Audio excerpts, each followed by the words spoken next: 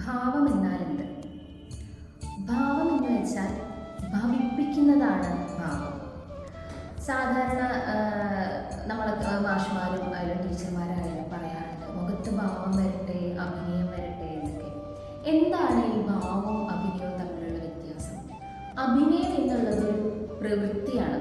ഞാൻ കഴിഞ്ഞ വീഡിയോയിൽ പറഞ്ഞു, അഭിമുഖമായി നയിക്കുന്നതാണ് അഭിനയം, അതൊരു പ്രവൃത്തിയാണ്. പക്ഷെ ഭാവം അങ്ങനെയല്ല, നമ്മളുടെ ഉള്ളിലുള്ള വികാരങ്ങളെ പുറത്തേക്ക് വ്യഞ്ചിപ്പിക്കുകയാണ് ഭാവം. ഒരു ഉദാഹരണം പറയുവാണെങ്കിൽ, സാധാരണ ജീവിതത്തിൽ സങ്കടം എന്നുള്ള ഒരു വികാരം നമുക്ക് വരണമെങ്കിൽ അതിന് കൃത്യമായിട്ടുള്ള കാരണവും കാര്യവും വേണം.